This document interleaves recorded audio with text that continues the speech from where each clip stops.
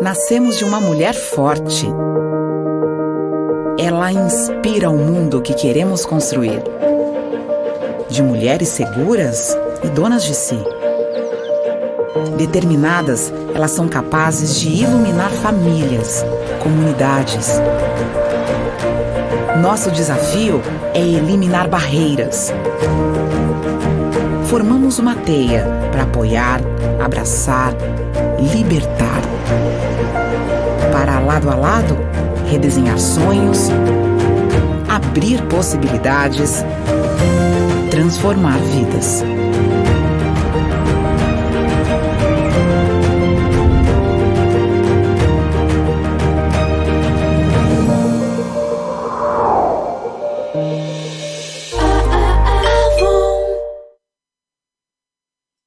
Olá, boa noite a todo mundo que está nos acompanhando aqui hoje. Eu sou a Beatriz Acioli, coordenadora das áreas de violência contra meninas e mulheres, pesquisa e monitoramento no Instituto Avon.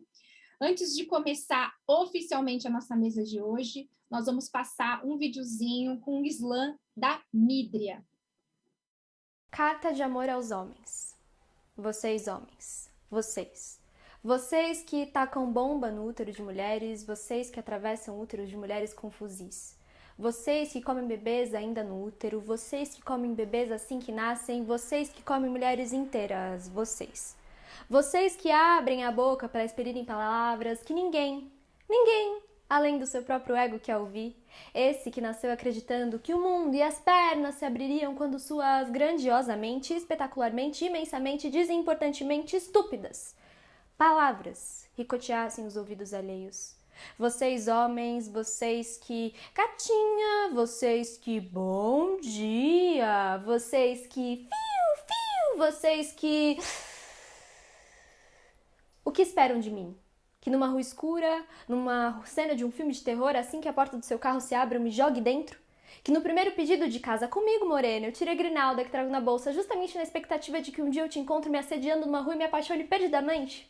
Que em pleno busão lotado, na Avenida Paulista, com você botando seu pau pra fora, ejaculando no meu ombro, eu decida me juntar. E também, subitamente, ficar nu, inaugurando uma praia de nudismo móvel. Vocês que inventam lenda de boto cor-de-rosa para encobrir estupro de meninas.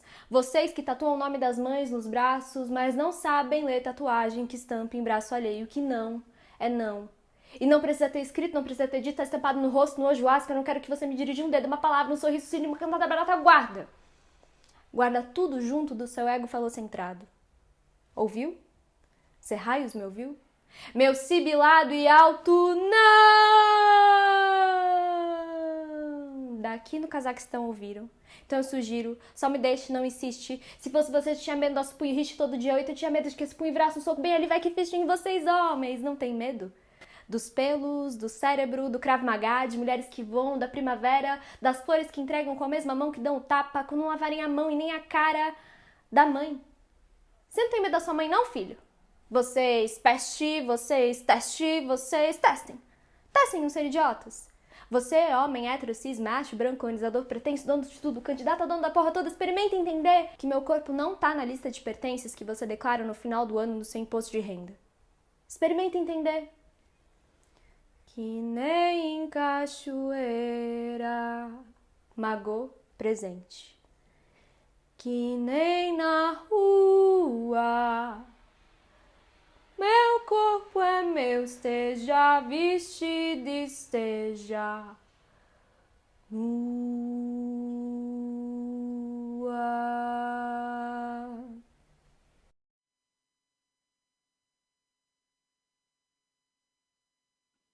Boa noite novamente. É uma alegria imensa estar aqui no meu terceiro encontro no Fórum Brasileiro de Segurança Pública, o segundo em que eu venho representando o Instituto Avon, que é o braço de responsabilidade social da marca Avon, que atua há 18 anos em duas causas: o Atenção ao Câncer de Mama, nossa causa fundadora, e o enfrentamento às violências contra meninas e mulheres. Eu aproveito esse momento para cumprimentar os membros do Fórum Brasileiro de Segurança Pública, em especial a doutora Samira Bueno, que se tornou uma parceira e amiga, bem como meus colegas de instituto, que não estão aqui comigo, mas estão em tudo que a gente faz, a Regina Célia, nossa gerente de causas, que daqui a 2 dias mediará uma mesa sobre intervenções estatais e violência de gênero, então fiquem ligados, ligadas, ligades. A Daniela Grelan, nossa diretora, minha co-coordenadora de causa, Mariana, nossa coordenadora de parcerias, a Renata, a Keila, que é responsável pelo financeiro, a Julie, nossa coordenadora de comunicação, e a Laila, nossa analista de causa da violência contra meninas e mulheres. Estão todas assistindo. Por fim, eu gostaria de agradecer as minhas convidadas por terem acolhido esse convite, uma mesa de doutoras, a doutora Arielle, que foi mãe há 2 semanas. Então, obrigada, um beijo enorme na Ana, que já representa essa nova geração de mulheres aguerridas. Eu dedico a ela essa mesa, a doutora Silvia e a doutora Bruna. A doutora Arielle Sagrilo é psicóloga, formada pela Universidade de Vila Velha, no Espírito Santo, mestre em Psicologia Social pela Universidade Federal do Espírito Santo e doutora em Psicologia Forense pela Universidade de Kent, no Reino Unido. Ela também é pós-doutora pela Universidade Federal do Rio Grande do Sul e atualmente é pós-graduanda em Terapia Cognitivo-Comportamental da PUC do Rio Grande do Sul também.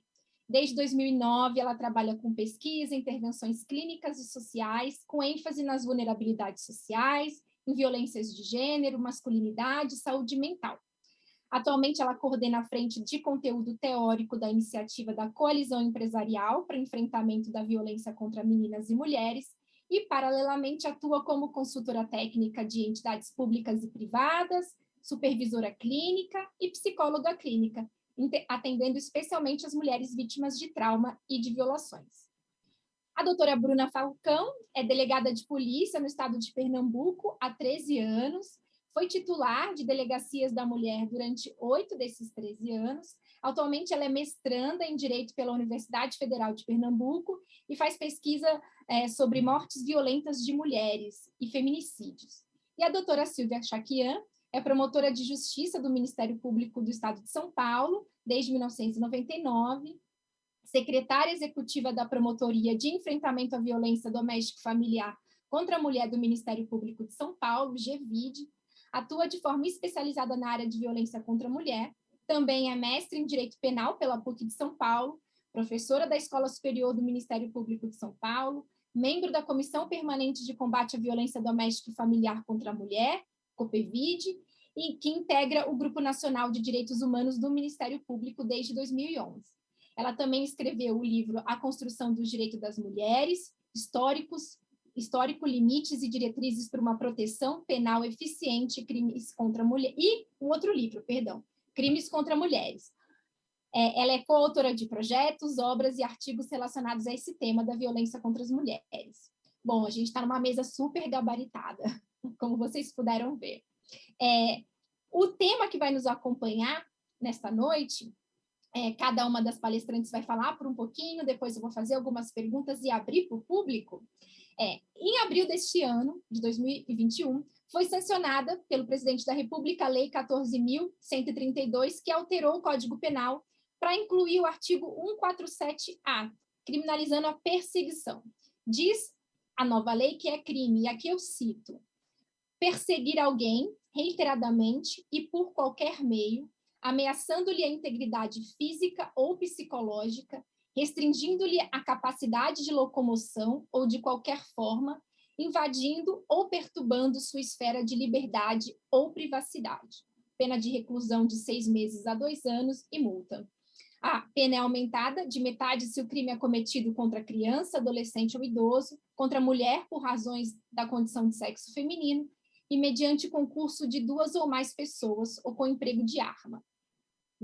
Essa mesma lei revogou o artigo 65 da Lei de Contravenções Penais, a famosa perturbação da tranquilidade, segundo a qual era uma contravenção penal molestar alguém ou perturbar-lhe a tranquilidade por assinte ou por motivo reprovável.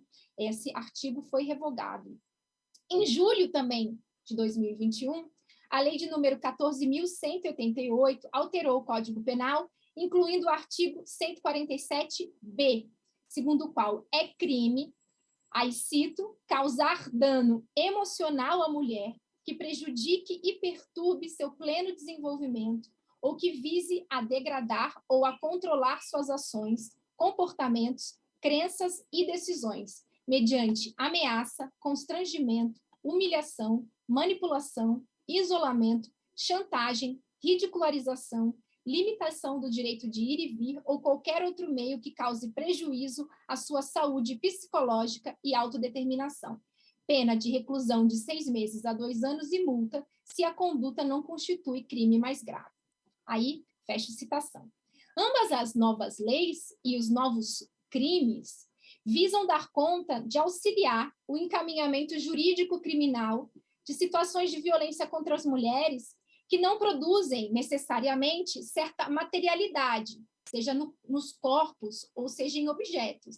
São situações que, via de regra, costumam gerar muita insatisfação em profissionais do direito, em policiais, costumam se chamar de violências invisíveis, A violência que não necessariamente produz um machucado, um hematoma, uma ferida, uma mensagem visível de ameaça, mas que, não obstante, são muito frequentes nos relatos de mulheres em situação, em especial de situação de violência doméstica e familiar, e tem uma grande dificuldade de encontrar uma forma de prosseguir, ou encontravam até as novas leis de abril e de agosto, né?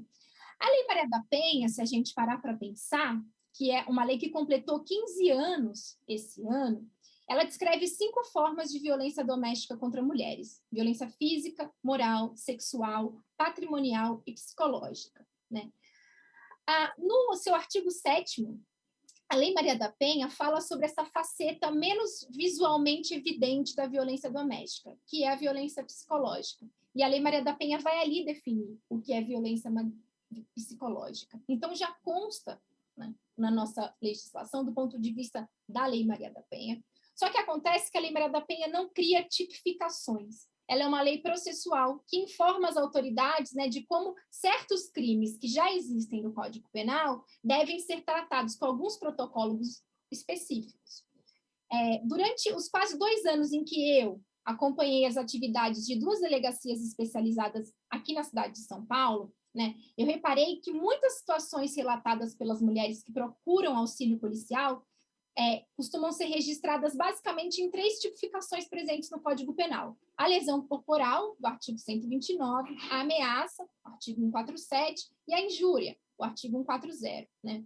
E o trabalho policial nessas delegacias, e depois em outras que eu acompanhei pelo Brasil, envolve um complexo processo de tradução de interações e sensações humanas, de histórias que as pessoas contam, em tipificações na linguagem do direito.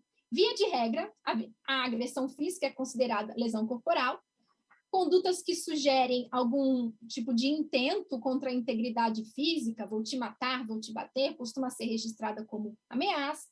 Já ofensas e xingamentos costumam ser encaminhadas como injúrias.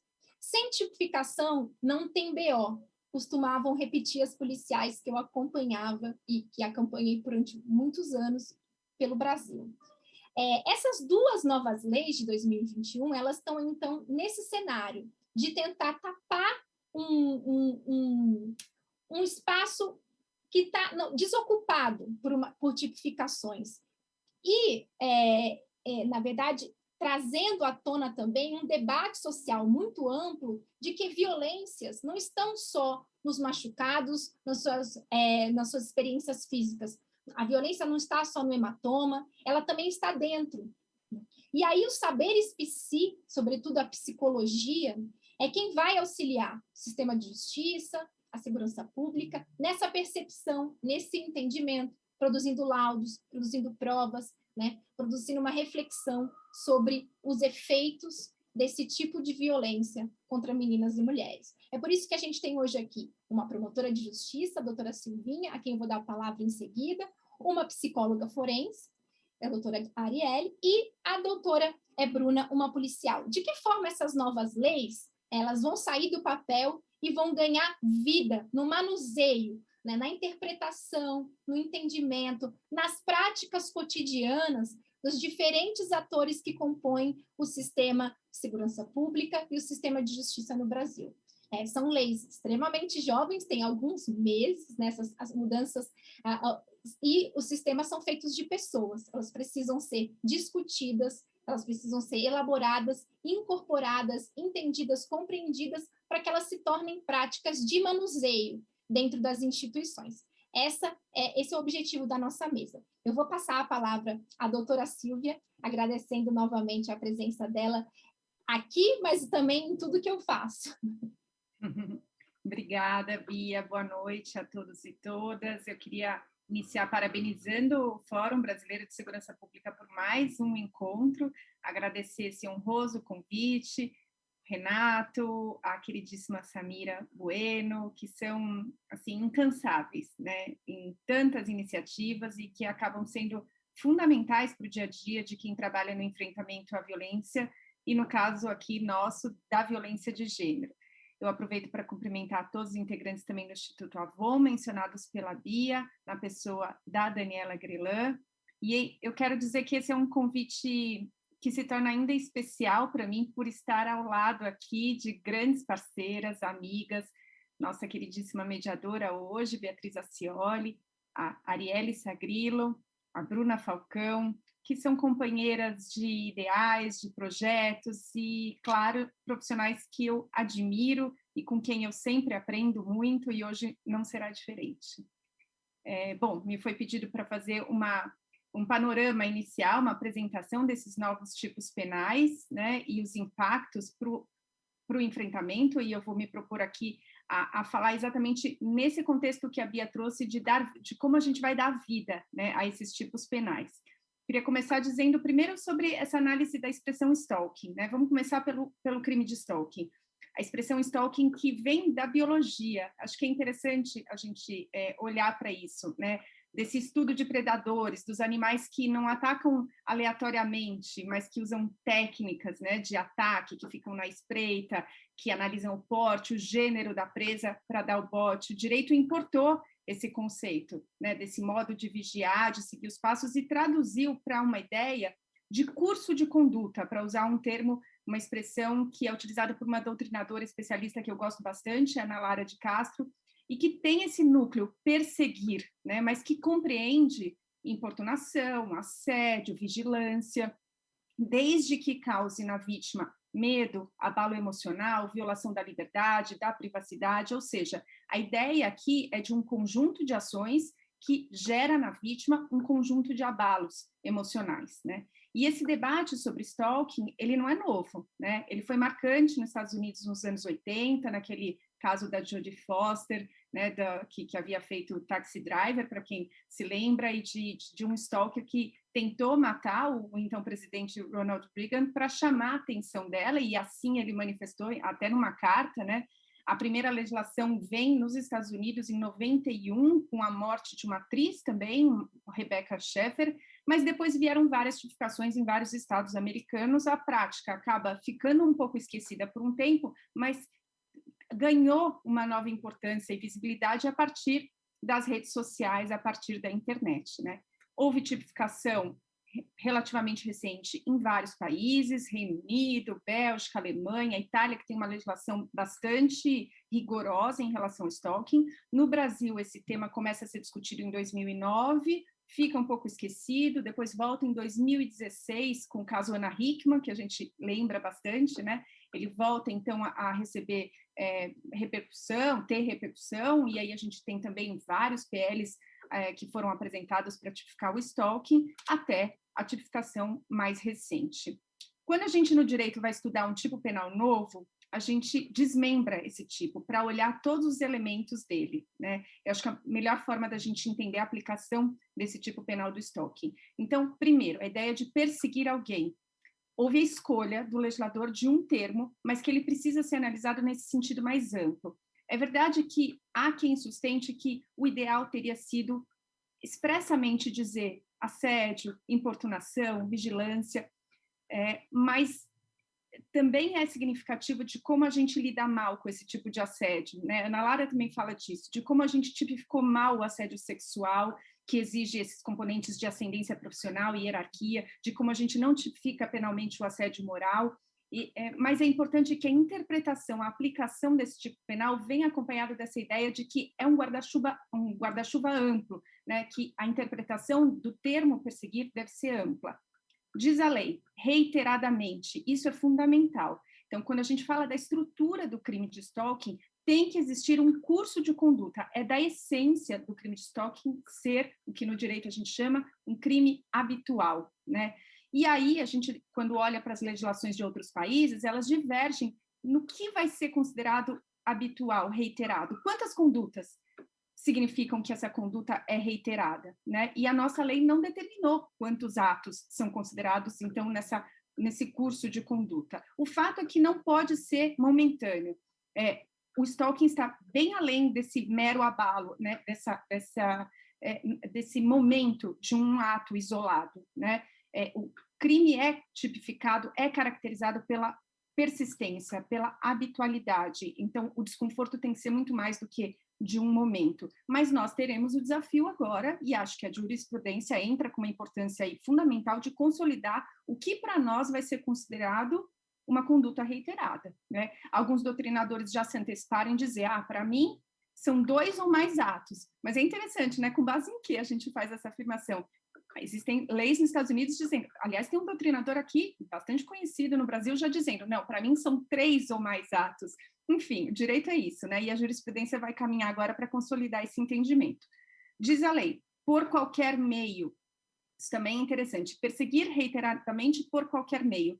O curso da conduta do stalking pode envolver, portanto, desde aquela ideia clássica, né, do aparecimento de surpresa no trabalho, na casa, na esquina, né, de espreita aí para a espera da vítima, mas também pode envolver mensagens, contatos repetidos, mesmo que não ameaçadores, comunicação falsa de crime, dano à imagem, vitimização, né, do próprio autor da violência, vandalismo, invasão de domicílio, bastante frequente, ameaças simbólicas, maltratos de animais, na escalada de violência, a gente também consegue identificar práticas de maus tratos de animais, até, claro, nessa escalada, agressões, estupros e feminicídio. Está muito presente no crime de stalking essa ideia de ações neutras, ou seja, são aquelas ações que isoladamente, para o direito penal, não seriam consideradas crimes, mas quando praticadas num contexto de stalking, elas configuram crimes, né? Então, por exemplo, mandar presente com insistência, ou colocar um dispositivo no carro de monitoramento, né? Então, depende do contexto. Mas mandar flor todos os dias significa um comportamento de stalking? Depende do contexto. É um estranho, né? Aquilo é bem recebido pela vítima, causa medo, interfere nas relações afetivas que aquela pessoa tem. Então, isso é muito interessante, essa ideia de que há um apanhado de condutas que aparentemente não são consideradas graves, mas que se tornam graves a partir de um contexto. Isso é muito interessante para nós que atuamos diretamente nesses casos, porque até então a gente tinha muitos relatos de mulheres que buscaram a delegacia ou um serviço e relataram situações que foram recebidas como de menor importância. Mas isso é uma besteira. Mas você está reclamando porque você recebeu um presente ou porque você recebeu uma carta de amor? Então, essa ideia das ações neutras é fundamental para a gente compreender o tipo penal do stalking, né? De como esse conjunto de ações vai significar uma gravidade. Então, a gente tem lá, perseguir alguém reiteradamente por qualquer meio, e aí a lei dá 3 situações. Ameaçando a integridade física ou psicológica, restringindo a capacidade de locomoção ou, de qualquer forma, invadindo ou perturbando a sua esfera de liberdade. E aqui, estrategicamente, a gente tem também uma dificuldade em termos de prova. Na primeira situação, no contexto, quando a lei diz ameaçando a integridade física ou psicológica, há necessidade de comprovação, de demonstração desse abalo, desse medo causado na vítima. Mas, nas outras hipóteses, onde há a previsão de que o stalker se vale da restrição da capacidade de locomoção ou invade e perturba a liberdade e privacidade da vítima, basta que seja comprovada o ato de perturbação. Não há necessidade de comprovar esse abalo, esse medo causado na vítima. Não, ele está, de fato, interferindo. Ela está deixando de existir naquele espaço que pode ser físico, mas pode ser virtual também, né? Então, estrategicamente, o Ministério Público, que é o titular da ação penal, tem que fazer essa análise do que é mais viável demonstrar, comprovar, porque o tempo todo aqui a gente está falando de um desafio em termos de contexto probatório mesmo. Quando a gente olha para o cyberstalking, deixa eu ir controlando aqui meu tempo, nossa, é muito curto. Quando a gente olha para o cyberstalking, a gente pode pensar, a doutrinadora Ana Lara também menciona, 3 modalidades mais comuns. Então, o assédio por comunicação direta, onde ele faz contato direto com a vítima, enche a caixa de mensagens, manda e-mails ou comenta os posts dela. O assédio por uso da internet, quando ele não faz contato direto com a vítima, mas ele usa a internet para, por exemplo, causar, insuflar haters contra aquela pessoa, né? Ou assédio por intrusão, por um mecanismo aí por brechas no sistema de segurança, onde ele vai conseguir, por exemplo, inserir um aplicativo espião, etc, etc. Então, são várias as modalidades também do cyberstalking. Enfim, eu preciso correr aqui porque o tempo é muito, muito curto. O crime de stalking vai exigir para nós essa dinâmica de olhar para esse duplo, né, o núcleo duplo do tipo, da gente ter que demonstrar a forma como os atos reiterados foram praticados.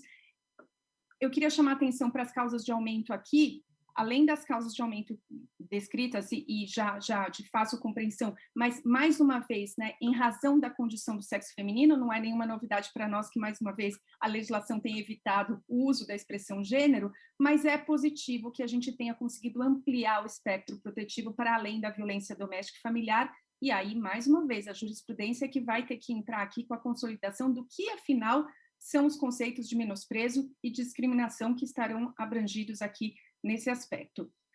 A Bia já mencionou a revogação da perturbação da tranquilidade.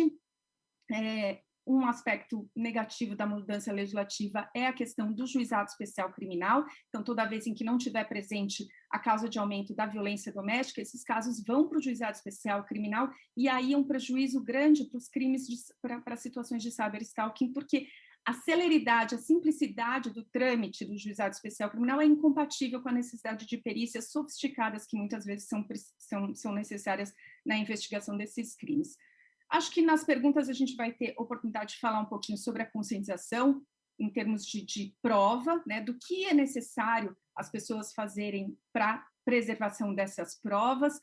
Talvez a Ari já traga informações sobre os perfis de stalkers aqui, então eu só quero finalizar, antes do meu tempo terminar, falar um pouquinho do crime de violência psicológica, que é um tipo fundamental, como disse a Bia, para trazer um mecanismo adequado de responsabilização de condutas que até então nós não conseguíamos dar conta, né? E aí, aqui nesse tipo penal, é claro a utilização de um novo paradigma hermenêutico mesmo, não somente porque é um crime que prevê como sujeito passivo exclusivamente a mulher, né? Esse crime é contra a mulher, mas também porque expande para além da violência doméstica o espectro protetivo para abranger todas as situações de violência psicológica contra a mulher. Isso é muito interessante, né? Das diretrizes vitimológicas sendo utilizadas para além da violência doméstica, porque a gente já está acostumada com esse paradigma na Lei Maria da Penha, mas agora a gente tem um tipo penal do Código Penal incorporando essa mesma perspectiva. Desmembrando aqui também esse crime, a gente tem aqui no tipo penal a fórmula genérica, que é uma estratégia de redação de tipo penal, né? Então, quando diz lá, ou qualquer outro meio que cause prejuízo à saúde psicológica, é uma fórmula genérica. E é interessante, a Bia mencionou a Lei Maria da Penha. A Lei Maria da Penha descreve as condutas de violência psicológica, mas esse tipo penal ele vai descrever o resultado. Então, é muito interessante, porque a gente pode ter condutas que, em tese, não geraram ainda o resultado. Podem gerar, tem potencial de gerar, mas, ainda que não configurem o resultado ainda, a gente não pode falar de crime, mas elas já ensejam, por exemplo, a proteção das medidas protetivas de urgência da Lei Maria da Penha, né? E o tipo penal da violência psicológica, ele presume esse potencial de gerar o dano psicológico. Então, a gente tem aqui uma questão, né? Nós precisamos provar a conduta, provar o resultado, o dano emocional, mas o nexo de causalidade, de certa forma, a lei presume. Então, a lei define que há comportamentos que são abusivos. A lei define que há comportamentos que, no contexto das relações envolvendo mulheres, geram abalo, né? E tem um doutrinador colega meu, Thiago Pierobon, que ele fala, é como se o direito estivesse criando uma situação de risco proibido. É como se ele dissesse o seguinte, nós estamos vivendo numa era em que as relações sociais não são marcadas pela igualdade. Portanto, é uma mensagem, vocês, autores de violência, se você humilhar, se você ridicularizar, essas condutas têm potencial de causar dano emocional. Se ele for apresentado, o sistema jurídico sinalizará que há um nexo de causalidade. Então, é uma inversão de ônus de prova. Você transfere para o autor da violência a necessidade de provar que aquele dano emocional verificado, constatado, não foi provocado por aquela conduta que ele praticou. Eu acho que o meu tempo aqui está encerrando. Eu teria muito mais coisa para falar. quero finalizar dizendo que esse instrumento é importante para a gente trabalhar com outras violências que são praticadas, por exemplo, muito além do contexto da violência doméstica familiar, praticadas, por exemplo, por líderes religiosos, espirituais. Talvez a gente pensar no uso para a própria violência obstétrica, que é muito invisibilizada e de difícil reparação e punição, prevenção.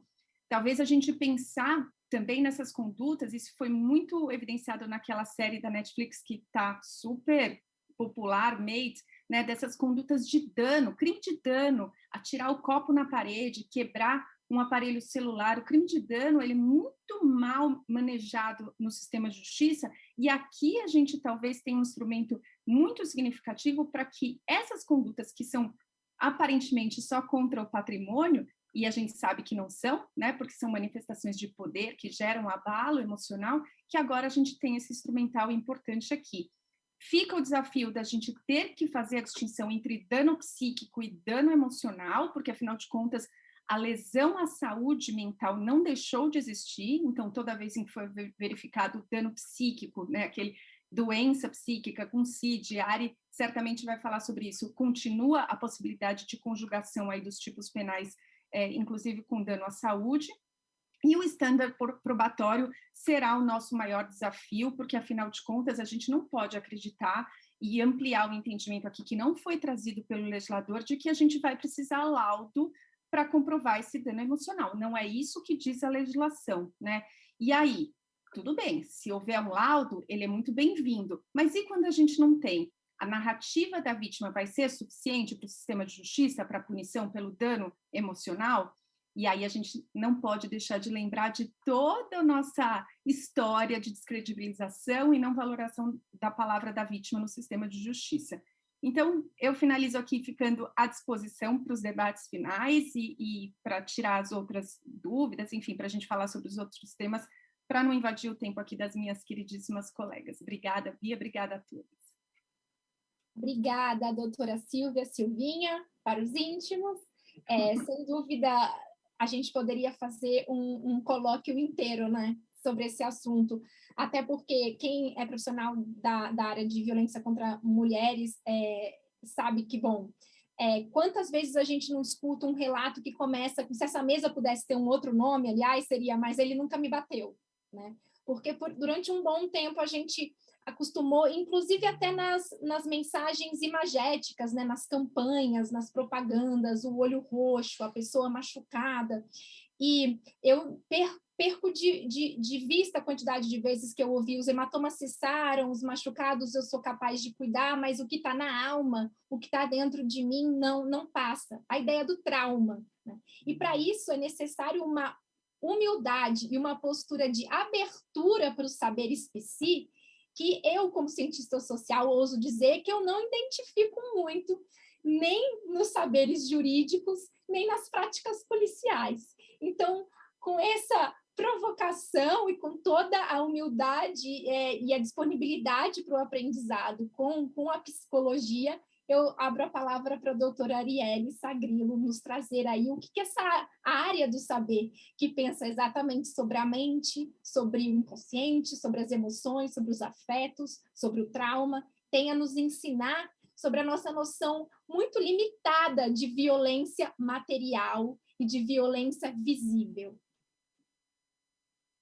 E com essa passada de bola maravilhosa e uma super responsabilidade, então eu assumo a fala para tentar contribuir um pouco para essa discussão. Eu começo primeiro agradecendo pelo convite, agradecendo as palavras e a dedicatória desta mesa minha pequena, dizendo também que faço das palavras da Silvinha as minhas, então cumprimento a todo mundo que está presente, a todo mundo do Instituto, Bia, Bruna, é um prazer também estar com você aqui nessa mesa e vou tentar me organizar um pouco aqui a partir do que foi dito, fui tomando nota em algumas coisas e outras que eu já havia preparado, para tentar fazer com que a gente consiga pensar um pouco como que a psicologia pode dialogar com o direito e também com os sistemas, né, de segurança para que a gente consiga se organizar e oferecer esse cuidado a essas mulheres em situação de violência, e aqui pensando especificamente a violência ou as violências psicológicas pensando o stalking também como uma dessas formas, né? Porque a gente está tratando stalking e violência psicológica como duas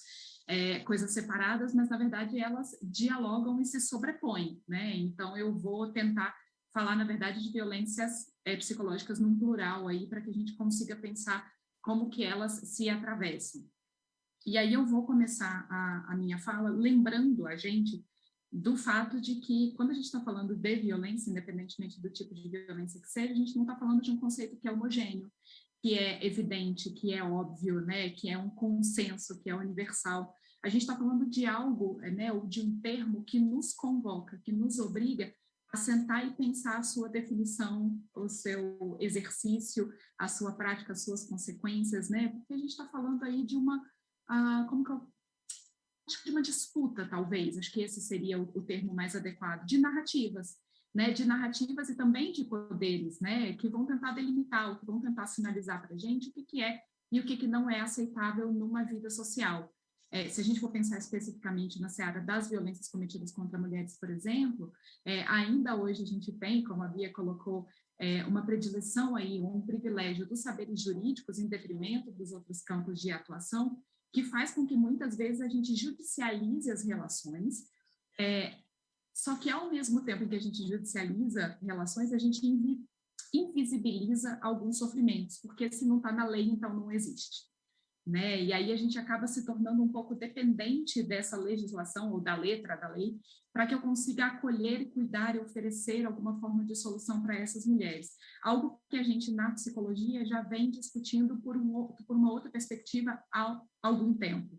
Né? Então, a gente está pensando, esse sofrimento existe, essa dor existe, mas o fato de que ela não está posta na legislação faz com que essas mulheres, ou fazia com que muitas mulheres em situação de violência não se sentissem devidamente acolhidas. É como se a gente, por esse privilégio da legislação, entendesse que, se eu não tenho um legislador dando o aval ali, né, ou dando legitimando mesmo aquilo que está posto por mim no meu relato ou na minha experiência, como se essa existência de dor não devesse ser considerada, né? Então, é como se para conseguir um status de vítima, essas narrativas de sofrimento, eles carecessem dessa aprovação coletiva, né? Elas precisassem ser socialmente lidas, aceitas e validadas como formas de violência, não bastando, então, que elas fossem atravessadas por agonia, por angústia, por sofrimento, por dor, ou, como a Bia bem trouxe, um termo que eu acho que explica e resume muito bem o que é essa experiência, que é o trauma, né? Então, quando a gente vê a lei, né, sendo colocada, a gente pensa, ok, agora a gente tem um tipo penal, violência psicológica, a gente tem stalking. Então, ok, o problema está resolvido, né, foi criado o tipo penal. Na verdade, esse é talvez o primeiro passo, né, ou é parte de um processo, mas não dá conta de um todo, porque daí surgem a partir disso, a partir dessa tipificação, algumas questões que são questões como quem são esses autores, quem são essas mulheres nessas condições, como que a gente faz para definir, para denunciar, para enquadrar criminalmente, que tipo de relação a gente vai considerar que seja uma relação com potencial de gerar esse dano, seja ele psíquico ou emocional, em que momento essa linha vai ser cruzada entre aquilo que a gente considera que é saudável ou que não é. Então, essas perguntas ou essa tipificação, ao invés de trazer uma solução, ela vem acompanhada, na verdade, de mais respostas, de mais perguntas, de poucas respostas e de muitos desafios. Né? Um desafio, por exemplo, que é o fato de que nem tudo que é violência psicológica pela percepção da vítima entra necessariamente dentro do que a lei está prevendo. Né? Então, nem tudo que eu entendo, e aí eu vou fazer um paralelo com, né, eu sou uma grande usuária de rede social e acho que todo mundo aqui em alguma medida, e já deve ter sido atravessado por posts ou, né, comentários ou situações em que alguém diz aquele relacionamento foi abusivo, aquele relacionamento foi tóxico, aquela dinâmica me fez muito mal. E aí a gente começa a se questionar, então, será que todo relacionamento é abusivo? Será que toda dinâmica ela é necessariamente tóxica? Todas as relações, pelo simples fato de que elas me geraram algum desconforto, elas entram no campo da violência, então elas necessariamente precisam ser judicializadas. Aonde é que está o limite entre uma coisa e outra? Então, a gente vem aí com uma série de questões que aparecem a partir do momento em que a gente começa a jogar luz sobre essas dinâmicas, que são dinâmicas que sempre existiram, mas que passam a ganhar novos contornos até pelos meios de socialização que a gente tem hoje, quando a gente fala, por exemplo, de cyberstalking, né? A gente tem aí um meio diferente para que essas dinâmicas aconteçam. Então, a gente tem o desafio, né, de pensar que nem tudo que aquela mulher ou que aquela mulher em situação de violência percebe como violento vai ser necessariamente reconhecido pelo social, pelo jurídico, como crime, uma dificuldade no reconhecimento. Por outro lado, né, ainda que pareça contraditório, porque se a gente pensar nesse primeiro cenário, eu estou falando de talvez um exagero, entre muitas aspas, porque não é essa a intenção, mas é como se eu exagerasse e tudo o que eu vivesse fosse violência. Por outro lado, eu tenho outras mulheres em situação de extrema violência, mas que não reconhecem e que não conseguem nomear como tal, simplesmente porque a gente naturalizou essas dinâmicas que não são dinâmicas saudáveis. Então, a gente tem aí um paralelo que é um desafio interessante para a gente que trabalha na psicologia, para pensar, porque nos dois casos eu tenho possíveis danos psicológicos, eu tenho possíveis danos emocionais, mas eles têm raízes diferentes e têm manifestações que também são distintas. Ao mesmo tempo em que eu preciso pensar, é necessária uma campanha de divulgação, eu preciso educar as pessoas sobre quão não saudável é essa dinâmica, eu também preciso dizer para outras, olha, apesar do seu desconforto, esse desconforto faz parte dos relacionamentos humanos, e isso não é uma forma de violência. Então, aonde é que a gente se encontra nesse espaço dessas dificuldades das relações? Então, né, e aí a gente tem um outro desafio, que é, apesar do fato de que os saberes PSIS, eles são ou serão os responsáveis por fornecer várias dessas respostas, né, pensando a avaliação desse dano psíquico ou classificação desse sofrimento entre normal ou patológico, a gente tem um pouco reconhecimento e pouca legitimidade desse saber nesses campos, principalmente do direito e da área da segurança. Então, em que momento esse material ele vai ser legitimado e quais são as condições para que ele seja legitimado, né, ou para que ele seja considerado. Então, eu tenho um perito, eu tenho um assistente técnico, eu tenho a produção de um documento, eu contribuo, talvez, aí para uma produção de prova, mas e aí, o quanto esse documento ele vai, de fato, servir para embasar e o quanto que a responsabilidade vai ser atribuída totalmente também a esse profissional, dizendo, então, responde para mim essa pergunta e diz se isso foi violência ou se não foi.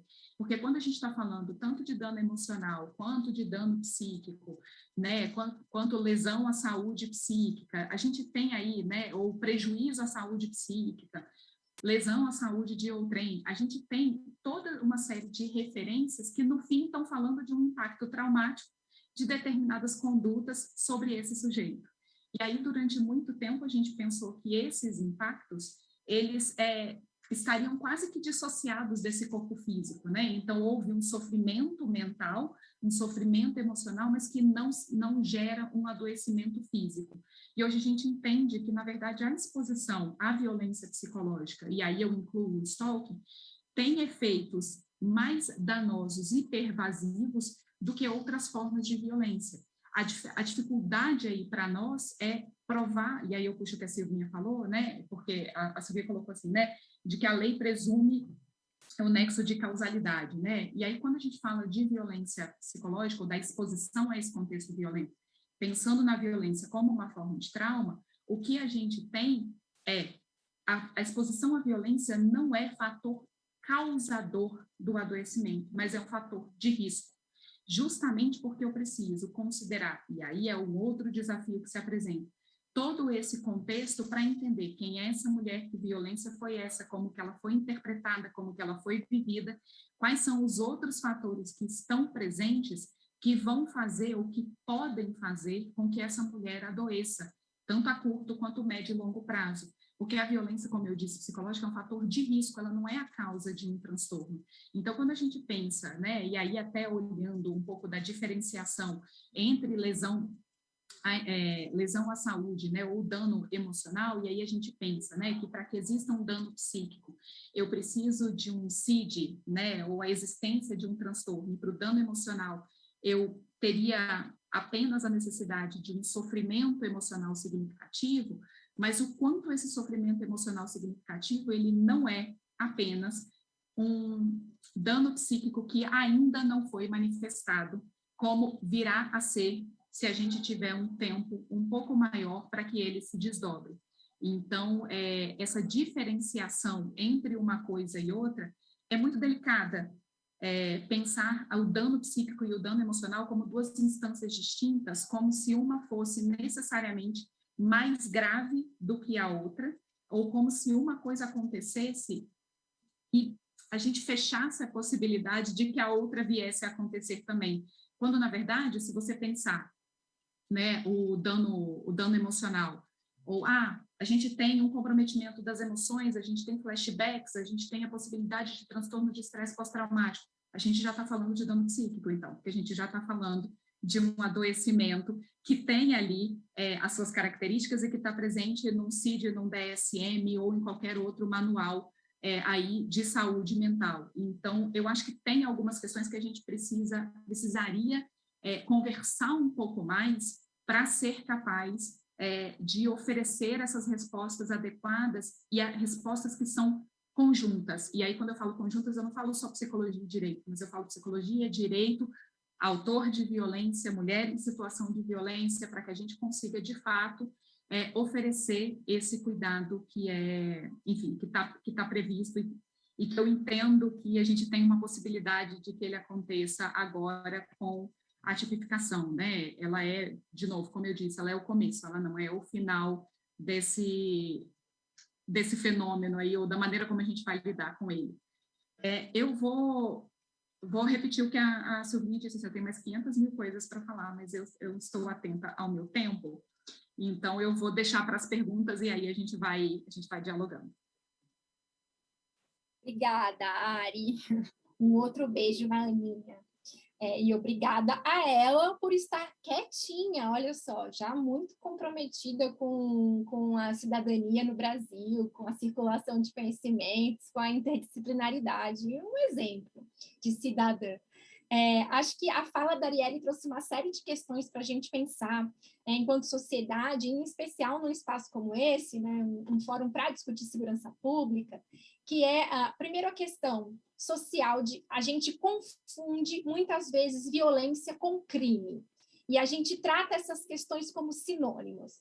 Quando violência, como a Arielle, né, bem colocou, uma disputa narrativa sobre condutas, sobre comportamentos, sobre questões consideradas inaceitáveis, problemáticas, ruins para a sociedade.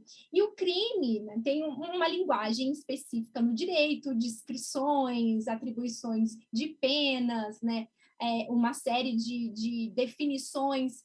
Lá chegou a Ana, vocês vão ver ela daqui a pouco. Definições supostamente muito rigorosas, né?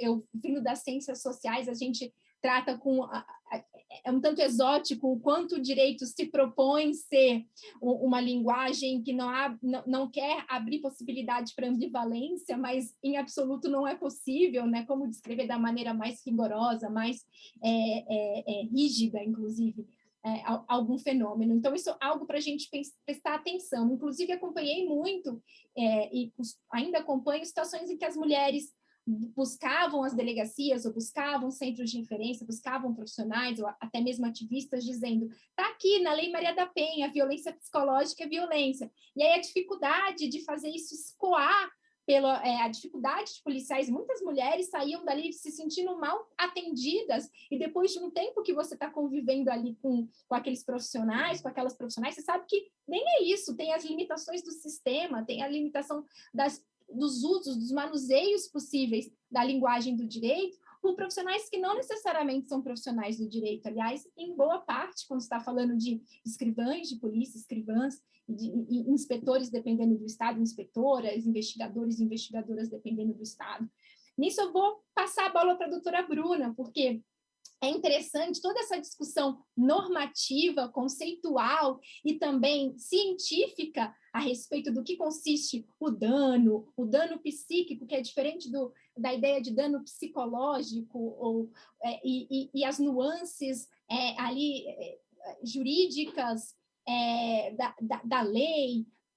Além disso, eu acho uma coisa muito interessante que a Arielle trouxe é que são violências psicológicas, né? A gente pode pensar o stalking caminhando muito próximo à tipificação de violência psicológica, porque é essa questão de uma violência que não necessariamente se materializa no corpo. E aí, puxando a sardinha para o meu lado, para o meu tema de pesquisa, a gente pode pensar os artigos 2116B né, e o 218, por exemplo, que são os de registrar sem autorização da pessoa imagens de intimidade, imagens íntimas, e de divulgar sem autorização da pessoa cenas de sexo, cenas de intimidade, pornografia, que são os vazamentos de nudes, ou a pornografia de vingança, a exposição de intimidade, esses nomes de que a violência assume no social. E a instituição em geral que faz essa tradução, que pega as narrativas das pessoas, em especial das mulheres, porque a gente sabe que proporcionalmente isso atinge as mulheres com maior frequência, e transforma isso em documentos, transforma isso em atendimento, em protocolo, e quase que invariavelmente são as delegacias. As delegacias estão com as portas abertas, são esses profissionais, essas profissionais policiais. Tem um cientista político dos Estados Unidos, o Michael Lipsky, né, que chama policiais, professores e profissionais da área da saúde como enfermeiros, enfermeiras, assistentes, de burocracia do nível da rua. São esses servidores, essas servidoras públicas, que está na rua, que está com a cara com o cidadão, com o cidadã, que pega a política pública que foi desenhada lá numa esfera super alta e que coloca ela em prática. Quem coloca a lei em prática são esses profissionais. Muitas vezes, quem coloca a lei antes, para que possa chegar no Ministério Público, para que possa chegar no sistema de justiça, passa pelas forças policiais, em especial pela Polícia Civil, né? Que é o braço investigativo, assim, é um braço judiciário da polícia. Então, doutora Bruna, bem-vinda, muito obrigada pelo aceite, um beijo diretamente aí para o estado de Pernambuco. Eu brinco, eu sou neta de pernambucanos, então eu tenho cidadania, e vai ser um prazer ouvi-la. Como é que isso também como é que isso vira mudanças na prática policial? Isso significa mais BO, significa mais inquérito, necessidade de treinamento, reciclagem, reflexão, para profissionais que a gente sabe que são sobrecarregados, que estão em lugares né, que não recebem mais colegas, têm limitações físicas. A gente conhece todas as dificuldades, né, da profissão da polícia, em especial da Polícia Civil aqui no Brasil. Boa noite a todas e todos. Muitíssimo obrigada pelo convite. É uma honra participar dessa mesa na companhia de 3 mulheres tão empoderadas, tão cheias de si, doutora Silvia, doutora Arielle, doutora Beatriz. Tanto tempo, né, eu pesquisei durante o exercício da minha profissão e agora retornando à academia, e quantas vezes eu acessei informações proporcionadas pelos anuários do Fórum Brasileiro de Segurança Pública, né, o relatório Visível e Invisível, sempre fez parte das minhas pesquisas, então é muito gratificante para mim participar desse momento com vocês aqui e poder dividir um pouco da minha experiência prática profissional, falando especificamente, né, dessas inovações legislativas levadas a efeito no ano de 2021. Eu queria compartilhar uma pequena apresentação que eu fiz. É possível, pessoal técnico? Já posso fazê-lo? Ok. Está aparecendo para vocês? Ok, então sigamos. Bom, eu gostaria de começar falando, então, o meu objeto da apresentação de hoje, né? Violência psicológica e stalking, impactos no enfrentamento à violência contra mulheres. Eu, como anunciado antes por Beatriz, eu sou delegada de polícia há 13 anos e trabalhei durante 8 anos da minha carreira com violência doméstica e familiar contra a mulher, numa delegacia de atendimento à mulher. E, embora não esteja atualmente mais lotada no ADEAN, eu saí da violência doméstica, mas o tema não saiu de mim, eu continuo pesquisando o tema no mestrado, vou pesquisar sobre mortes violentas de mulheres, então é um tema que eu continuo acessando constantemente. E, naturalmente, essas 2 tipificações penais terão impactos positivos e negativos no sistema de justiça criminal. É sobre isso que pretendo tratar nas lâminas a seguir. Deixa eu passar para a próxima. Bom, eu fiz um levantamento breve da tipificação penal dos registros que foram feitos na primeira delegacia de atendimento à mulher no Recife, a delegacia que fui titular durante 2 anos e meio, e é a única delegacia de atendimento à mulher que temos na cidade do Recife. Pernambuco conta com 11 delegacias da mulher instaladas em funcionamento, há o prognóstico de mais outras delegacias a serem implantadas, mas Recife é uma capital que já passa já chega a quase 2 milhões de habitantes, só tem uma delegacia de atendimento à mulher, que é a primeira DEAN. No ano de 2021, no período pesquisado, foi de 1º de abril a 7 de novembro de 2021, nós tivemos na primeira DEAN 210 boletins de ocorrência registrados noticiando stalking. Nesse mesmo período, de abril a novembro, nós tivemos na primeira delegacia de atendimento à mulher 4.169 boletins de ocorrência registrados. Nesse mesmo período, né, houve a instauração de 66 inquéritos policiais, dentre inquéritos em andamento e inquéritos concluídos. A violência psicológica, o crime de violência psicológica, também fiz a pesquisa no mesmo universo, primeira DEAN, para a gente ter um norte. Eu não trouxe dados quantitativos a respeito desse tipo penal, dada a recenticidade da tipificação. A gente tem algumas questões operacionais de ajuste de sistema, né, de ajuste dos nossos bancos de dados. A gente tem um sistema que registra boletim de ocorrência denominado Infopol, e houve algumas dificuldades operacionais a partir da tipificação, então eu achei por bem não trazer dados enviesados, por isso não trouxe quantitativamente os registros de violência psicológica na primeira DEAN, mas posso dizer que, qualitativamente, analisando alguns boletins de ocorrência, a gente já tem alguns registros de violência psicológica, e era uma tônica presente na atuação da primeira DEAN, quando era titular daquela unidade. Muitas mulheres noticiavam condutas que estavam previstas na Lei Maria da Penha, né, como violência psicológica, mas que não correspondiam a tipos penais, a condutas criminalizáveis. Então, sobre esse tipo, a doutora Silvia já falou com brilhantismo, só queria destacar a amplitude realmente da criminalização escrita no tipo penal, né, que vem não só corresponder à descrição que já havia no artigo 7º, inciso 2º da Lei Maria da Penha, como também atende a compromissos internacionais firmados pelo Brasil, né, dentre os quais a Convenção de Belém do Pará, tipificando também uma forma de violência de gênero que passa além da violência doméstica e familiar contra a mulher. E aqui eu queria, acompanhando um pouco o que Beatriz trouxe agora há pouco, traçar algumas críticas sobre os impactos das inovações legislativas no sistema de justiça criminal.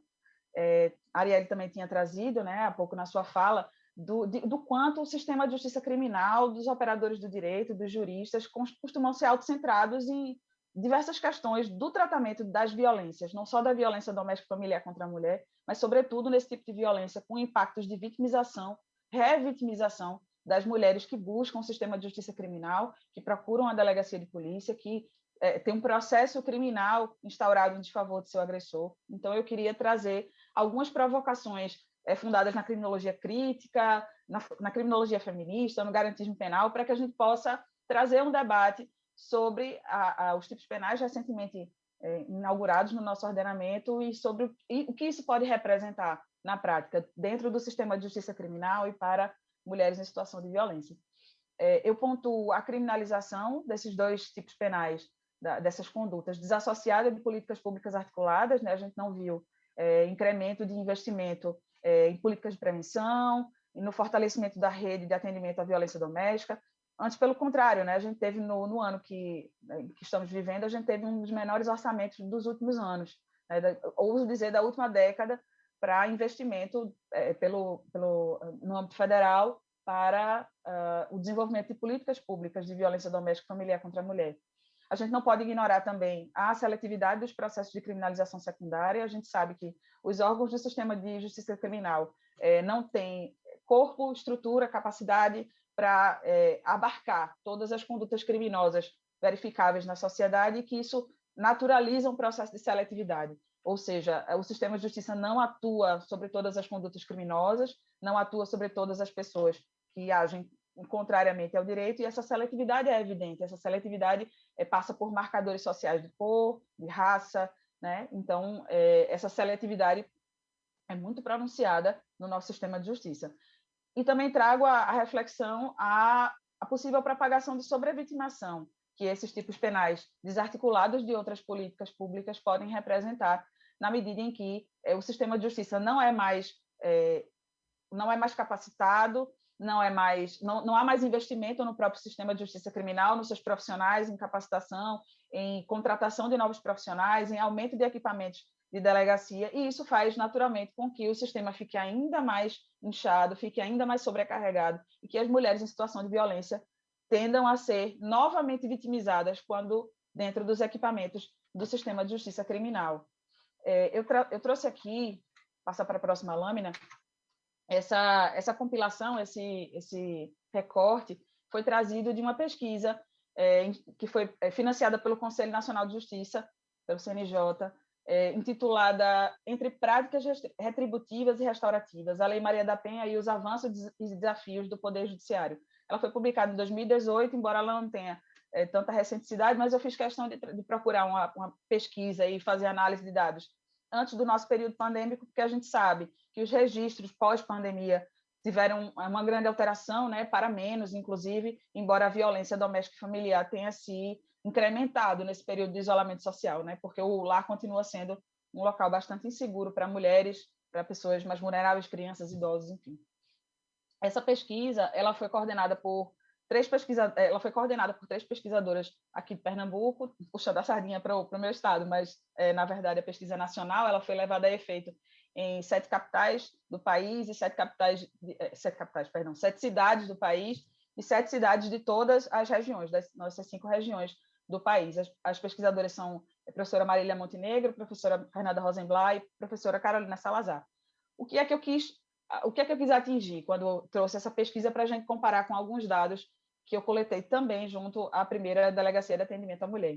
Recife conta com 3 varas de violência doméstica familiar. A gente tem a primeira e a segunda vara de violência, que funcionam no Fórum Desembargador Rodolfo Aureliano, aqui na cidade, e temos a segunda vara de violência doméstica familiar, que funciona próximo à primeira DEAN, num prédio próprio. Então, a gente tem uma demanda que passa por uma única delegacia de atendimento à mulher, com o apoio de algumas delegacias de bairro, né, que são chamadas aqui de circunscricionais, e a gente tem essa demanda de violência doméstica e familiar distribuída por 3 varas de violência. Então, eu vou fazer uma análise comparativa de dados e a gente vai tentar multiplicar por 3 o que vem do judiciário para comparar com a Delegacia de Atendimento à Mulher. Vocês vão entender onde eu quero chegar. Nesse gráfico, as pesquisadoras elas fizeram análise qualitativa de processos tramitados na segunda vara de violência doméstica da cidade do Recife, e elas se debruçaram sobre processos sentenciados na segunda vara no período de 1º de janeiro de 2015 a 31 de dezembro de 2015.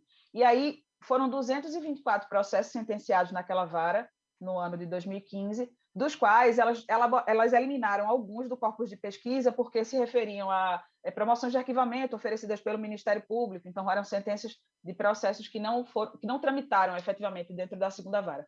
Então, reduzindo o corpus de pesquisa, elas chegaram a 130 processos concluídos com julgamento na segunda vara de violência doméstica, e esse primeiro gráfico ele já denuncia aquilo que Beatriz tinha trazido, né, sobre as 3 principais naturezas que se encontram em delegacias de atendimento à mulher, que são os crimes de ameaça, o crime de injúria e o crime que elas colocaram aqui como violência doméstica, mas puseram entre parênteses lesão leve.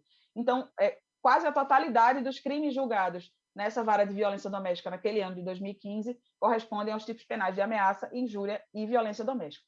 No entanto, quando a gente analisa a quantidade de processos julgados, são 130 processos julgados durante todo o ano de 2015. Guardem essa informação e eu vou passar para a próxima lâmina para a gente fazer um comparativo com o movimento na Delegacia da Mulher do Recife.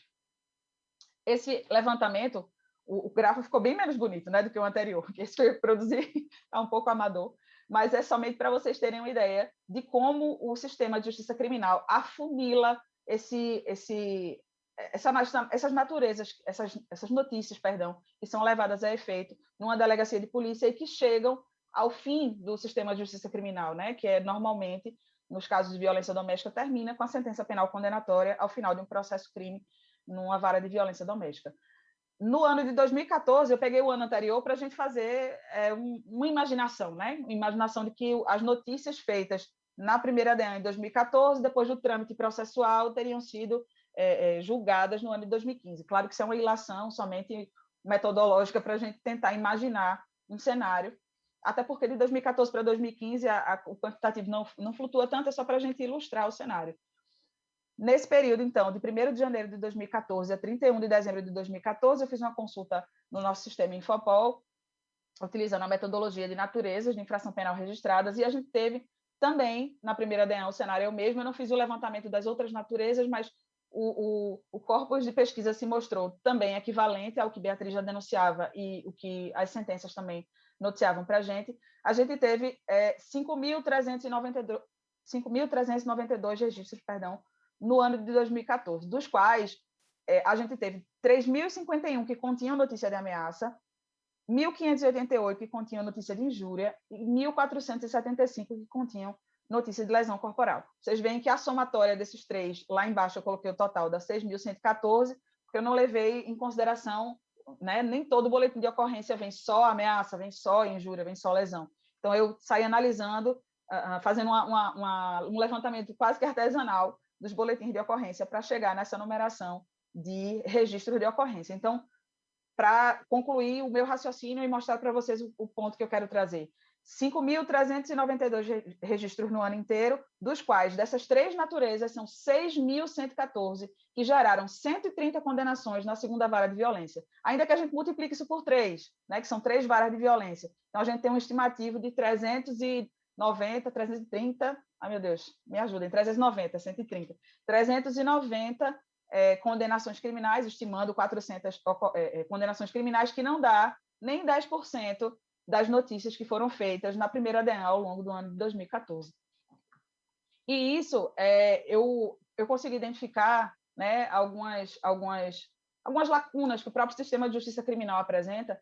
Então, eu terminei trazendo também, ainda daquele mesmo relatório, Justiça Pesquisa do CNJ, algumas falas, algumas manifestações de sobrevitimização oferecidas pelas mulheres em situação de violência. Elas foram entrevistadas pelas pesquisadoras nas sete cidades brasileiras e trouxeram algumas dificuldades que elas enfrentam dentro do sistema de justiça criminal, só como observando meu tempo aqui. Bom, eu vou ler para vocês. Essa é uma parte da conclusão do relatório. Na fala das vítimas foram detectadas as dificuldades de entender o procedimento, a diferença entre a vara de família e o juizado ou vara de violência doméstica, entre outras coisas. Foi destacado também a necessidade de procurar alguém, geralmente um integrante da equipe multidisciplinar, que é composta normalmente por psicólogas, psicólogos e assistentes sociais, a necessidade de procurar alguém, geralmente integrante da equipe multidisciplinar, para explicar o que está acontecendo e quais as consequências daquele processo. Importante ainda destacar que, mesmo quando as mulheres afirmam que foram bem atendidas na delegacia, no judiciário, em qualquer um dos órgãos do sistema de justiça, existe um dado que se repete em suas falas. Elas não conseguem entender o procedimento, o que irá acontecer, qual o próximo passo, não sabem diferenciar as instituições, Ministério Público, Defensoria, e comumente relatam a necessidade de ir inúmeras vezes ao juizado ou vara para pedir alguma informação sobre o andamento do seu processo. A demora do processo criminal também foi apontada tanto pelas vítimas como pela maioria das equipes como uma forma de revitimização, pois a vítima precisa retomar uma situação que ela gostaria de esquecer. E aí eu trago, para concluir, só faltam mais 2 lâminas, as vítimas, quando entrevistadas, elas apontaram os principais motivos que as levaram a procurar a delegacia de polícia para noticiar a violência sofrida. A principal delas, de longe, quantitativamente, entre as mulheres entrevistadas, foi solicitar medida de proteção, o que significa que a polícia tem sido, até hoje, a porta de entrada, a porta de acesso dessas mulheres ao Estado. Muitas não querem criminalizar o seu agressor, mas elas não têm outra alternativa senão procurar uma delegacia para receber proteção estatal. A segunda é busca por mediação de conflitos característicos do direito de família. Então, elas querem regulamentação de pensão, elas querem regulamentação de visita, elas querem separação de corpos, e muito disso elas vão procurar em delegacia de polícia. E, em último, figura o desejo de vingança pelo mal sofrido e prevenção de novos episódios. Elas não querem que aquele agressor pratique aquilo que elas viveram a outras mulheres. Mas mesmo essas que expressam esse desejo de vingança pelo mal sofrido não querem a prisão do agressor. Eu trouxe, em sua maioria, naturalmente, eu trouxe essa última lâmina aqui para mostrar para vocês que as mulheres entrevistadas, 45% das mulheres não deixou claro o seu desejo de ver o seu agressor preso depois do processo criminal. 39% disseram explicitamente que não queriam ver seus agressores presos quando procuraram a delegacia, e apenas 16% disseram que sim, que queriam o agressor preso ao final daquele processo criminal. E, por fim, mais um ponto para a gente trazer para reflexão, eu já estou encerrando meu tempo, já passei um pouquinho, mas a gente pode retomar, né, na hora dos debates. Apenas uma minoria de vítimas recomenda o procedimento criminal sem restrições. Já a maioria das vítimas entrevistadas recomendam o processo porque não enxergam outra forma de proceder ou simplesmente não recomendam o processo. Então, Posso interromper aqui, gente? Só para concluir? Pronto, acho que deu certo. A ideia é que as mulheres em situação de violência, elas procuram, muitas vezes, o sistema de justiça criminal porque não encontram outra alternativa, porque precisam de ajuda do Estado, precisam de uma intervenção em seu favor, precisam de proteção, precisam acessar a rede e o fazem por meio do acesso à polícia. Mas elas não querem a criminalização do seu agressor. Então, é um ponto para a gente refletir até onde a criminalização de condutas desassociada de outras políticas públicas de investimento na rede de atendimento, de investimento em políticas de prevenção é efetiva para essas mulheres em situação de violência e responde às necessidades dessas mulheres. Obrigada. Muito obrigada, doutora Bruna. A sua fala foi uma forma de costurar, né, os assuntos que a gente trouxe ao longo da mesa. E lembrando uma questão fundamental e que se aplica em especial às polícias, né? Lugar de prioridade é no orçamento e não só na retórica, não só no discurso. Infelizmente, no presente e no passado recente, a gente tem vivido essa centralidade de certas questões no discurso, na retórica, mas não em políticas públicas, não no fortalecimento das respostas públicas a partir de orçamento, um orçamento direcionado, um orçamento adequado e formação desses profissionais, qualidade de vida. Policial é gente, e sem a mínima dignidade não há também como entregar um serviço de qualidade para a população. Eu queria trazer algumas das perguntas, agradecer a todos, todas e todos que estão nos acompanhando. A gente está com um público muito bom, o que mostra a emergência desse assunto, o quanto as pessoas querem conversar e precisam saber mais sobre isso. Eu vou fazer uma organização assim, dos principais comentários e principais perguntas para que a gente não avance demais no tempo. Afinal, já estamos fatigados de pandemia e de atividades digitais, olhar para a tela, e a Ana precisa comer e dormir em paz também, não é mesmo? Então, eu quero só comentar com vocês uma pergunta que apareceu e costuma aparecer com frequência, eu acho que a doutora Silvia pode endereçar, e quando a prática do stalking, por exemplo, foi utilizado do stalking, é praticado por uma mulher, né? Eu vou deixar essa pergunta para a doutora Silvia, mas é uma questão que a gente tem que pensar que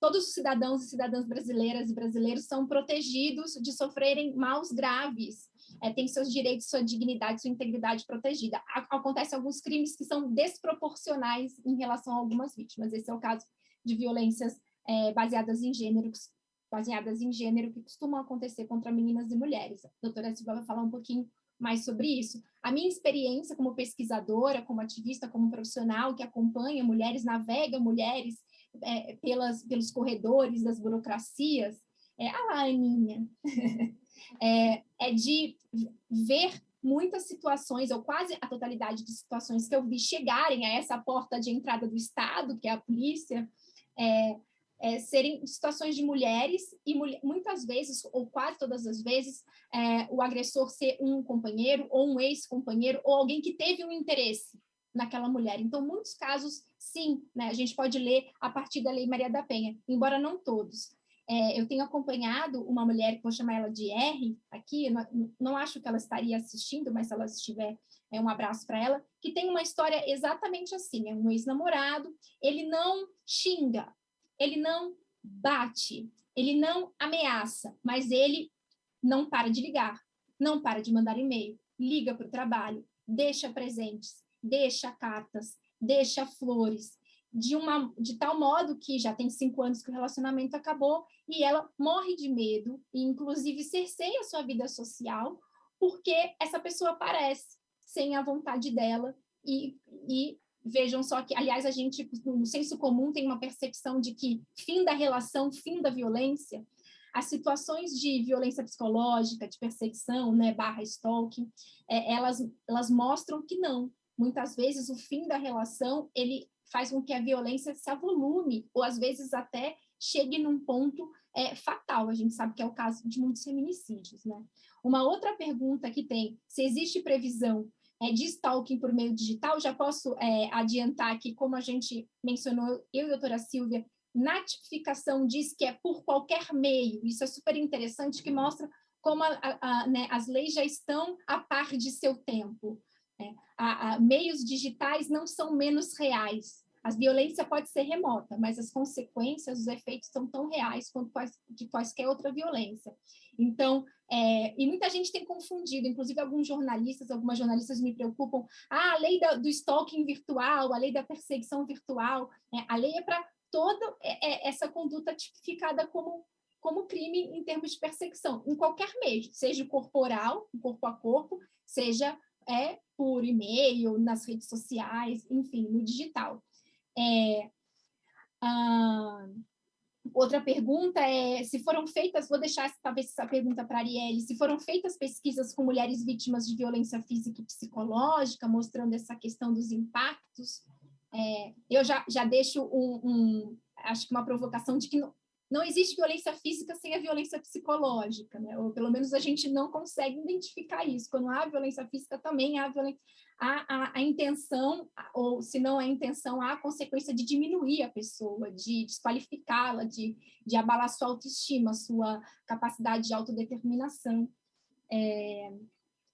E aí o Alexandre, inclusive, diz que as maiores ocorrências realizadas por stalking são términos de relacionamento afetivo. Ainda é uma tipificação muito jovem, digamos assim, mas a gente tem esse feeling, acompanhando mulheres, inclusive, que não conseguiram registrar BOs antes, e aí a doutora Bruna pode falar um pouquinho, eu vou dar 2 minutinhos para cada uma. A Michele conta aqui da pesquisa que ela tem feito e que analisou as respostas do sistema de justiça criminal nos casos de violência doméstica na comarca em que ela atua, e que a porcentagem de condenação realmente é ínfima, né, também corroborando com o que a doutora Bruna trouxe.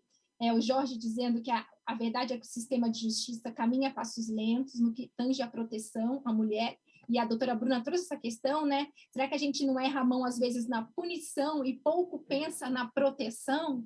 Né? Recorrer ao direito penal não é recorrer à punição, e aonde também estão os órgãos atuando em rede para a proteção da vítima, da mulher em situação de violência. E a Michele também diz que o fluxo de entrada é muito maior que a capacidade de devolutiva às mulheres, isso é em especial nas delegacias, né, que a gente sabe que delegacia, escola e hospital são os órgãos do Estado que estão abertos, então as pessoas vão procurar essas instituições para resolver os seus problemas, e às vezes esses problemas não são solucionáveis nessas instituições, mas são a face pública do Estado, né? E eu acho que é isso, vou passar na ordem que a gente fez, só que é o inverso, eu gosto de fazer assim para ser mais democrática. A doutora Bruna fala primeiro. Ok. Bom, falava, então, os comentários, né, corroboravam as pesquisas que as pessoas fizeram. Realmente, a gente tem um funil de boca muito larga na polícia, né, que é a nossa porta de entrada. A Delegacia de Atendimento à Mulher no Recife funciona 24 horas por dia, 7 dias por semana. Então, o volume de ocorrências que se recebe o tempo inteiro realmente é muito grande. E a gente tem um funil que vai se estreitando, né, da mulher que não retorna para a delegacia depois do registro da ocorrência, porque, como disse, ela não quer criminalizar seu agressor, mas ela quer, na verdade, proteção, e ela não encontra outro caminho para fazê-lo, senão na delegacia. Inclusive, as delegacias não fecharam nesse período pandêmico, né? A gente teve muitos órgãos do sistema de justiça que funcionaram a partir do regime home office, mas eu, particularmente, posso dizer, de experiência pessoal, não vivi, né? Eu fico em casa, porque as delegacias funcionavam ainda no mesmo regime ininterrupto. Então, a gente tem, sim, um volume de ocorrências significativo. Não trouxe aqui quantitativamente, como disse, por questões metodológicas, para não trazer um dado enviesado, né, por conta do volume que é grande, e que eu teria que fazer a análise de mais de 5 mil boletins de ocorrência para a gente chegar num quantitativo, né, na verdade, mais de 6 mil, que a gente já tem esse ano. Então, digo com segurança que o volume é grande, porque ainda antes da criminalização da conduta de violência psicológica e da conduta do stalking, a gente tinha essas modalidades de violência inseridas nas outras notícias feitas na primeira DEAN em todas as delegacias espalhadas pelo país. Obrigada, doutora. E é isso, né? Algo que a gente, às vezes, carece de números. Aliás, esse é um grande problema do ecossistema de enfrentamento às violências contra mulheres, que é a carência. Eu hoje comentei com a Renata, minha colega no Instituto Avon, né? Não existe um data violência como um data SUS que unifica nas diferentes esferas que a gente possa olhar os dados da assistência social, os dados dos hospitais, os dados das polícias, os dados do sistema de justiça, seja no Ministério Público, seja nas varas, né? A gente carece desse olhar, um olhar periódico, que a gente possa olhar longitudinal para ver que política funciona, que intervenção não tem funcionado. A gente atua muito baseado no qualitativo, que não está errado, né? Ele mostra que as nossas intuições qualitativas são corretas, mas em termos quantitativos ainda nos falta muito repertório para tomar decisões baseadas em evidências. E, doutora Arielle?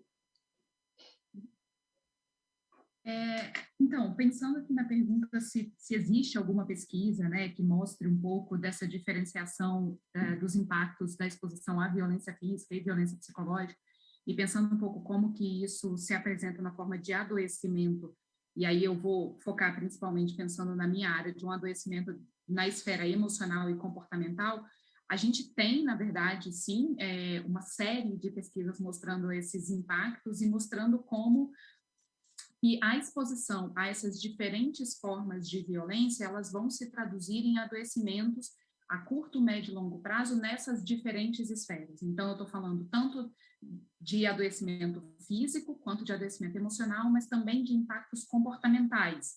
E aí, o que a gente tem de mais recente, em termos de produção nessa área, sinaliza para o fato de que a exposição continuada a diferentes formas de violência teria um impacto maior e mais importante do que muitas vezes a exposição a um evento físico ou a um evento de violência ou de agressão física. Porque, vamos lá, a gente tende a imaginar que o tapa, o soco, uma tentativa de enforcamento, uma tentativa de uma violação de ordem sexual seja mais grave do que, por exemplo, um xingamento, uma humilhação, uma brincadeira, né? Mas era só uma piada, né? Era só um comentário, imagina, eu só estava dizendo que esse emprego dela não é algo significativo, algo relevante. Eu sempre faço até uma crítica àquele modelo do violentômetro, né? Como se a gente pudesse colocar numa gradação as violências, pensando que aquelas mais leves são justamente essas da ordem do emocional, do psicológico, do moral, e aí a gente coloca como a mais grave, aquela que a gente precisa evitar a todo e qualquer custo, as violências físicas. Quando, na verdade, o que a gente observa é a violência física, quando ela acontece, quando ela vem a acontecer, ela tende, em grande parte dos casos, a ser o ponto de virada, onde essa mulher fala, não, pera lá, isso eu não aceito. Sendo que as outras violências já aconteciam e ou não eram vistas ou eram minimizadas. Só que quando a gente olha em termos de impacto, o impacto dessa exposição continuada tende a gerar os efeitos mais danosos até do que essas outras violências que a gente tradicionalmente, como eu disse, tende a observar ou tende a classificar como mais severas, mais graves e que deveriam, portanto, ser evitadas. E aí é um grande desafio da nossa parte, e aí eu puxo inclusive para quem trabalha, para quem é da área da psicologia, que é ser capaz de reconhecer esses impactos, de entendê-los adequadamente, de oferecer um tratamento adequado, porque a gente observa uma mudança na dinâmica das relações, uma mudança importantíssima na forma como essa mulher enxerga a si mesma, como ela se apresenta no mundo, impactos na esfera do trabalho, das relações familiares, porque quando eu falo relações, a gente tende a imaginar relações afetivas, românticas, né? Mas eu estou falando de todas as outras relações, e também os impactos nos processos psicológicos mais básicos, então nas emoções, na motivação, na atenção, né? Na qualidade de vida, e como eu disse, também no adoecimento físico. A gente tem pesquisa, inclusive, né, publicações na área da neurociência, mostrando impactos e alterações cerebrais que podem ser observadas através de exames de mulheres que foram expostas a violências diversas, né? Então, especialmente essas mulheres que foram expostas à violência psicológica continuada. Então, a gente tem alteração de funcionamento de amígdala, alteração de liberação de nível de cortisol. É como se essa mulher, de modo geral, vivesse num estado de alerta que o corpo não está preparado para ser submetido, né? É diferente a gente levar um susto e, de repente, ter uma alteração na bioquímica e voltar a um estágio normal, e a gente ser submetido a um constante nível de estresse e de tensão que faz com que esse corpo precise se ajustar para o tempo inteiro identificar qual é o risco. Então, para quem tem interesse na área, pode se deliciar, porque tem muita coisa boa publicada sobre isso, sim. Obrigada, Ari, doutora Arielle, doutora mãe da Ana. Vou passar a palavra para a doutora Silvia, para a Silvinha, e depois eu arremato. Vamos lá, pergunta se o stalking pode ser praticado por mulher. Sim, né? A legislação não faz qualquer distinção em relação ao sujeito ativo, diferente do crime da violência psicológica, né? Apenas há alguma diferenciação no sujeito passivo quando a gente olha para as causas de aumento. Então, causa de aumento quando é praticado contra criança, adolescente, pessoa idosa, quando é praticado contra a mulher, por razões da condição do sexo feminino, e aí, lembrando, pode ser praticado por mulher e contra mulher por circunstâncias de gênero, né?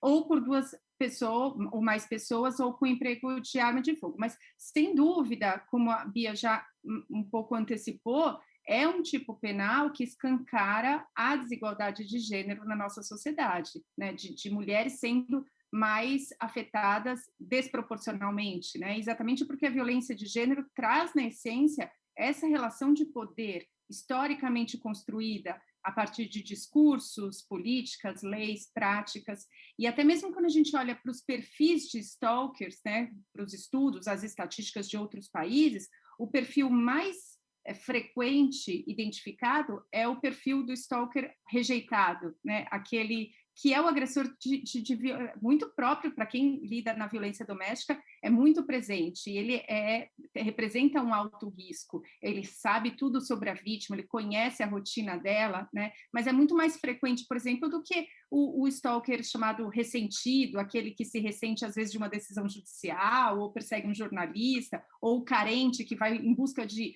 estabelecer vínculo afetivo ou sexual e muda de parceira com frequência, o conquistador, enfim, para usar, são muitas as classificações que existem desses perfis, mas, sem dúvida, todas são uníssonas em identificar um perfil mais frequente, e ele é exatamente esse que faz vítima mulheres por conta das circunstâncias da nossa sociedade, enfim, dos contextos de desigualdade.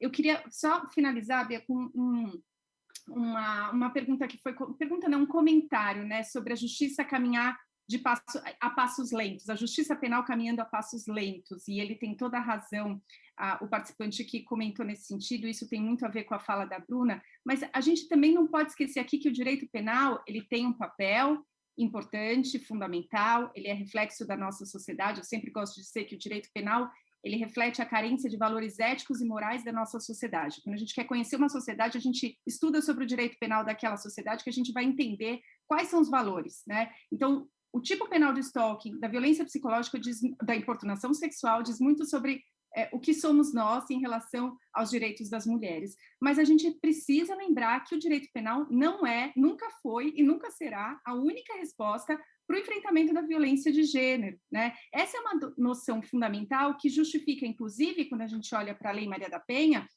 ela ter priorizado na disposição dos seus artigos, na ordem dos seus dispositivos, uma agenda de transformações de padrões culturais, reformas estruturais a cargo do Estado, no sentido amplo, né, todas as esferas, todas as instituições, que precisam ser manejadas para que haja um reposicionamento da mulher na sociedade em termos de acesso a direitos humanos. E aí, sim, como estratégia para evitar a violência. Então, a gente ficar... E eu não estou com isso querendo dizer que não foram positivas as iniciativas recentes de mudança da lei, que não são positivos os tipos penais e os instrumentos mais adequados para nós no sistema de justiça.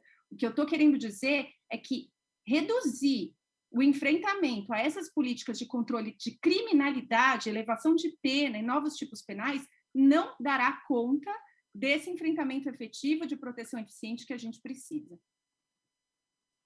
Obrigada, Sil, doutora Silvia. Aliás, eu costumo dizer isso com frequência, que se o direito penal e a segurança pública, né, elas dão respostas se não ineficazes, mas insuficientes para o que a gente espera dessas duas esferas no que diz respeito ao enfrentamento às violências contra meninas e mulheres, são duas das áreas que dão alguma resposta, porque outras nem dão. Né? Quando, nos anos 80, foi criado o Conselho da Condição Feminina no estado de São Paulo, que foi um órgão de mulheres pesquisadoras, ativistas, que aconselhou a Secretaria de Segurança Pública do estado de São Paulo a criar um órgão especializado no atendimento. A ideia é sempre a interdisciplinaridade, a presença de diversos e diversas profissionais e áreas do conhecimento. Aliás, eu acho que essa é a mensagem da nossa mesa. A gente poderia ficar aqui por horas e horas falando.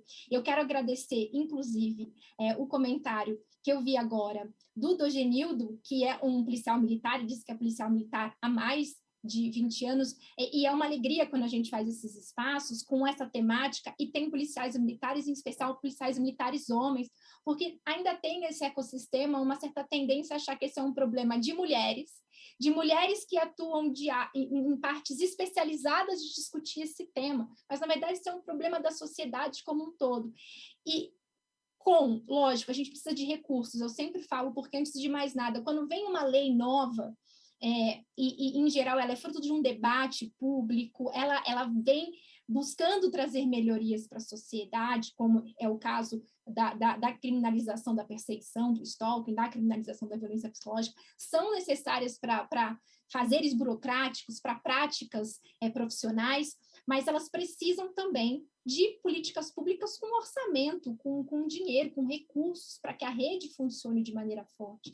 E esse dilema, a questão das violências que não são traduzíveis em machucados, né, elas nos mostram o quanto a gente precisa se abrir, se dispor aos saberes psi, a psicologia e também a psiquiatria, em especial quando a gente está falando de laudos, né, de ter um CID, de ter uma classificação internacional de doença, por exemplo.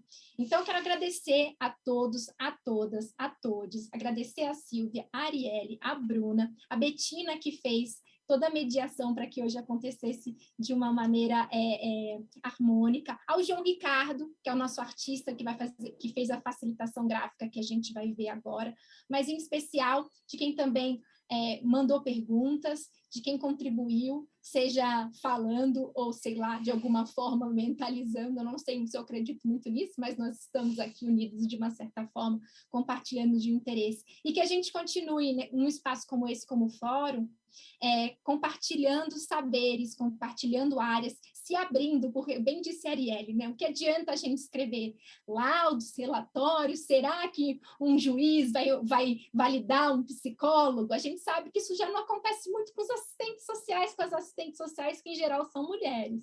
Então, fica aí as nossas orelhinhas em pé para a necessidade de respeitar as diferentes áreas do conhecimento, legitimá-las e tratá-las de forma respeitosa. E também o cuidado com o violentômetro, que eu chamo de a pirâmide da violência. Eu também desgosto muito disso, porque parece que é uma linguagem, uma metáfora para falar do que é visível e do que não se vê, mas às vezes as pessoas acham que é para falar do que é menos grave e do que é mais grave. E não é, em absoluto. É só conversar 2 minutos com pessoas que passam por situações de violação, em especial baseadas em desigualdades sociais, como o gênero, como o racismo, como situações de preconceito com pessoas LGBTQIA+, pessoas com deficiência, que não há nada de menos grave em algo que não se traduz no corpo, necessariamente. A gente pode ver, produção, a arte do João Ricardo? Sim, deixa eu compartilhar minha tela aqui. É o Vitor que está falando, da Design de Olá, Projeto. Vitor, boa noite, muito obrigada. Boa noite, obrigado. Nossa, um prazer estar aqui com vocês. Obrigado pelo painel, pela aula incrível de vocês aqui. Vocês estão conseguindo visualizar o painel aqui na tela? Agora sim. Está na tela, tá bom. Eu não vou repetir, né? Não vou ser repetitivo aqui, então só quero mostrar de forma geral como que ele ficou. E como vocês vão receber, depois vocês vão poder ler com mais calma, mas só para mostrar um pouquinho como foi feito, né? Então, ele está dividido aqui em 3 colunas, né? Então, uma coluna aqui com o resumo da Silvia, depois a coluna do meio da Arielle, depois o da Bruna. Aqui em cima, na parte superior, tem a Beatriz, né, com alguns comentários, enfim. Então, ficou esse o painel, espero que gostem, assim, um trabalho difícil de conseguir sintetizar aqui toda a experiência de vocês e conteúdo, mas espero que tenha sido bom e agradeço novamente, uma honra poder participar. Aliás, uma pergunta, Vitor, foi você que fez a arte ou foi o João Ricardo? Foi eu e o João. Então, obrigada ao João Ricardo e ao Vitor também por essa gentileza aí de apresentar. Parabéns, eu aprendi com o fórum a apreciar esse resultado das discussões e realmente a gente é uma sociedade muito imagética, faz toda a diferença depois poder vê-las de uma forma que combine arte com um debate conteudista. É difícil, eu imagino, eu não sei, eu sou péssima em desenho, ilustração, eu mesma sou pouco artística, ainda bem que eu falo, e ainda bem que tem pessoas como o Vitor e o João, e aí a gente trabalha interseccionalmente, inclusive com a arte, que nos ajuda a expressar o que a linguagem falada, né, nem sempre ou muitas vezes limita. Muito obrigada, gente. Obrigada de novo, Arielle, Bruna, Silvia, Betina. Um beijo. Obrigada a todo mundo do fórum e obrigada a todo mundo que acompanhou.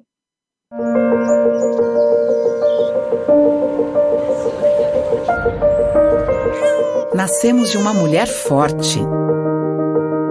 Ela inspira o mundo que queremos construir. De mulheres seguras e donas de si. Determinadas, elas são capazes de iluminar famílias, comunidades. Nosso desafio é eliminar barreiras. Formamos uma teia para apoiar, abraçar, libertar.